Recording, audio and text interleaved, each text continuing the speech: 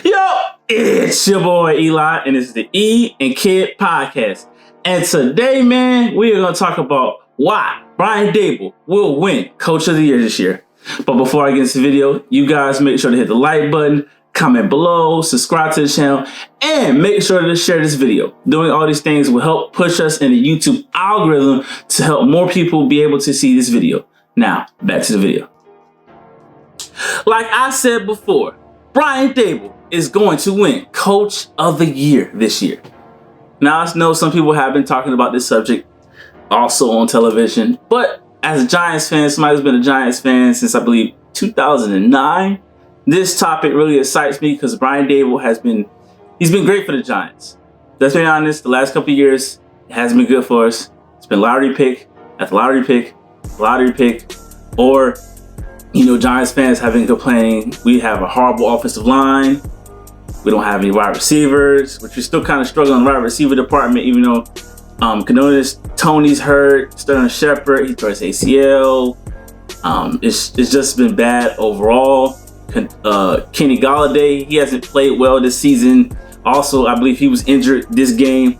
But aside all of that, Brian Daboll has changed the culture so far throughout the course of this season. I know it's early. I know we're 4-1. It's very exciting for Giants fans to be 4-1. We haven't been 4-1 since last 2016. Yes, last season we were good. We went to the playoffs, even though everybody knows the infamous boat thing with Odell, and we flamed out in the playoffs.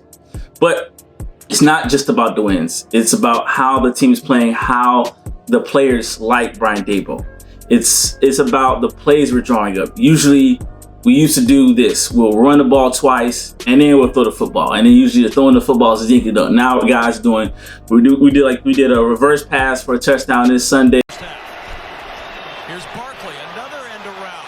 Wanting to throw, Bellinger's going to keep and Daniel Bellinger. Or we're doing Wildcat with Saquon. It's exciting. It's fun. It's something different. You can just feel the energy of the New York Giants football this season. As I go through the standings for the Giants, you will see, let me pull up the Giants schedule. You'll see these are a lot of winnable games coming here. Now, before the season, people would think, these games, Giants, people make fun of me when I tell them I'm a Giants fan because we haven't been good last couple of years. Like, I think I told somebody recently I was a Giants fan. He just laughed. It's not a good thing. You tell somebody you're a fan of a team and they just laugh at you. Now, who's laughing now? If we go over the schedule, in the next couple of games, we have Ravens, which is going to be a tough one, but it's winnable. Jaguars, very winnable. Seahawks, tough, but winnable. Texans, winnable game. Lions, winnable game. Cowboys, very tough because they beat us the first time. Commanders, I think that's a win. Commanders are not any good this year. Eagles, us, and the Cowboys are only good teams in the NFC East this season. Eagles, very tough. And the Eagles keep doing what they've been doing this season. They're the only 5-0 team. They're pretty great. It's going to be tough to beat them. Commanders again, winnable. Vikings, it's winnable. Colts, definitely winnable. They're terrible in the Eagles. We could possibly win most of those games. Most definitely, if he wins most of those games, he will end up being Coach of the Year. Because it's not debatable. You have other teams. I have the odds for it for Coach of the Year. Brandon Staley, he's tied with Brian Daboll at plus 1,400 for Coach of the Year. Doug Peterson, come on. Kevin O'Connor, Dan Campbell. So if we go to Brandon Staley, obviously he's doing a great job with the Chargers. They're 3-2 this season. They played exceptionally well. They had some injuries to the roster. Justin Herbert hurt his ribs the first game of the season.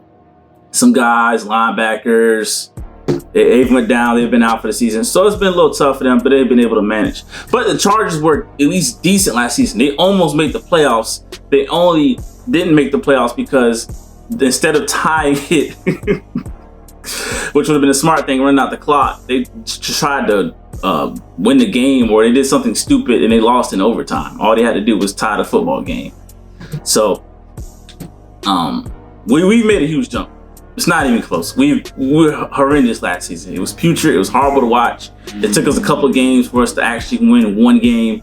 So it's not close. If we keep up this pace, we keep winning, we keep showing how we're showing, even with all the things, all the injuries to all the wide receivers, Even Daniel Jones himself is banged up. His ankle's hurt. He's bleeding. I mean, if we do all that, man, who can compete with us? And then possibly we make it to the playoffs, which will be best case scenario for the Giants. But that's pretty much it for the video. Tell me what you think in the comment section. Is Brian Daboll Coach of the Year, or do you have anybody else Coach of the Year this year for the NFL season? Obviously, it's just predictions because it's only 5 games to the season, so we're predicting way into the future. And outside of that, you guys got to make sure to subscribe to the channel. And until next time, I'm out. Thanks for watching.